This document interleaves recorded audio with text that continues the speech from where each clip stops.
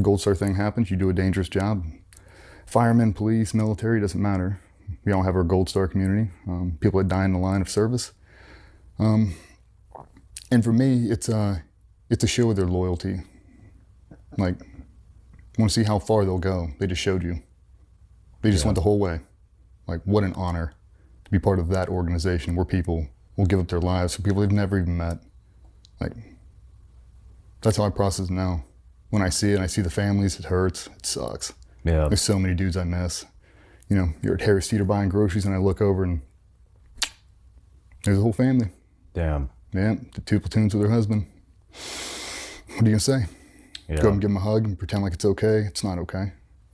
But they did exactly what they wanted to do.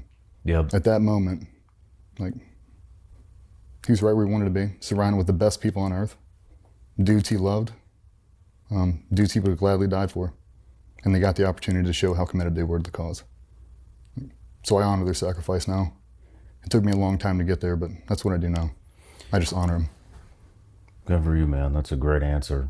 You know, I think a lot of people experience loss, and one thing I always tell them is, you know, you have to, you know, it's good to mourn, but you got to think of how that person would want you to live, you know, and I don't think that anybody that I know, and I'm sure anybody that you know, wants you moping around for the rest of your life because they died doing what they want to do.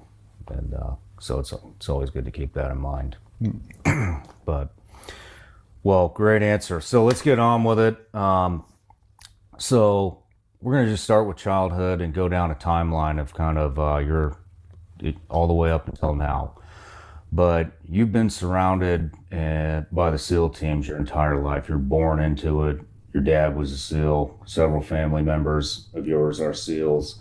And then you wound up joining at a very young age. But let's just start right at the very beginning with some of the childhood stuff. What was it like, you know, growing up with your dad being an operational SEAL, going on deployments all the time, and that's a very high standard to live up to as a kid.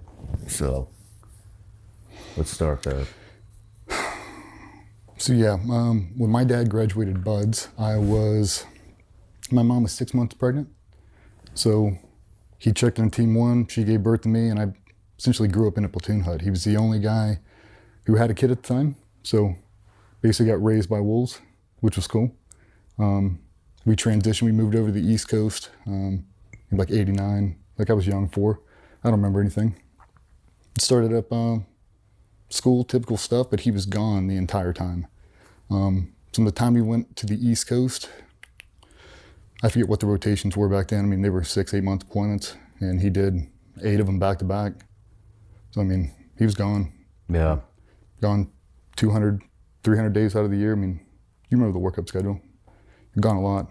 Grew up on a small farm, 5 acres, but God, man, we had everything. Chickens, ducks, geese, guinea hens, pheasants, quail, raised Chesapeake Bay retrievers, cows, horses, everything. And I had to take care of it all. Slopping hogs at 5 a.m. Hot water heater blows out, pipes freeze, like the whole thing. And it's like, I remember doing that my entire life. Just dealing with the farm life. And then he'd come back home, we'd go hunting, and it was like, now looking back on it, it's kind of surreal. It was awesome. It was great. Like, your dad's Superman. Yeah. Like, how fucking cool is that?